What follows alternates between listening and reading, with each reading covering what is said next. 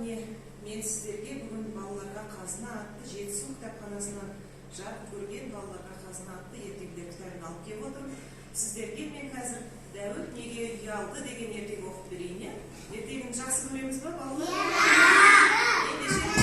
Ендеше тыңдайық. Ертеде алып күштің иесі Дәуіт өмір сүріпті. Ол аса мықты болған соң бәрі оны күшті, мықты санапты.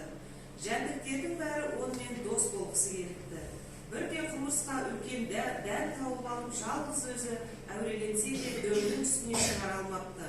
Ол Дәуіттен көмек сұрайды.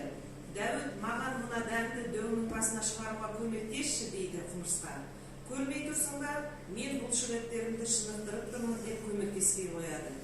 Бірнеше күн өткен соң Дәуітке гүлдің басындағы ара жолығады. Дәуіт, сенен асқан мықты жоқ, маған гүл толы себеттерімді жерге түсіруге көмектесші, мен өзім түсірем, тозаңдарды шашып аламын ба деп қорқып тұрмын, дейді ара. Менің қолым бос емес, мен қазір ас ішкелі жатырмын, дейді Дәуіт. Сөйтіп ол араға да көмектеспей қояды. Арада бірнеше күн өтеді.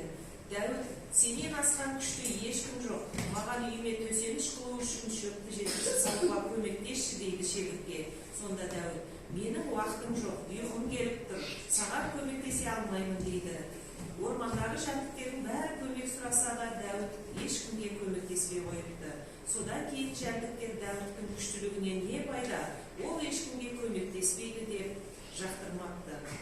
Бір күн Дәуітке қатты суық тиіп ауырып қалыпты. Жүру былай тұрсын, басын төсектен көтере алмапты. Сонда ол жәндіктерді көмекке шақырады. Сол кезде жәндіктер Дәуіттің үйіне келіпті. Құмырсқа Дәуітке дәрі берсе, ара үйін жылытып, шегіртке тамақ әзірлетті. Дәуіт денсаулығы жақсы кезде өзгелерге көмектеспегені үшін қатты ұялыпты.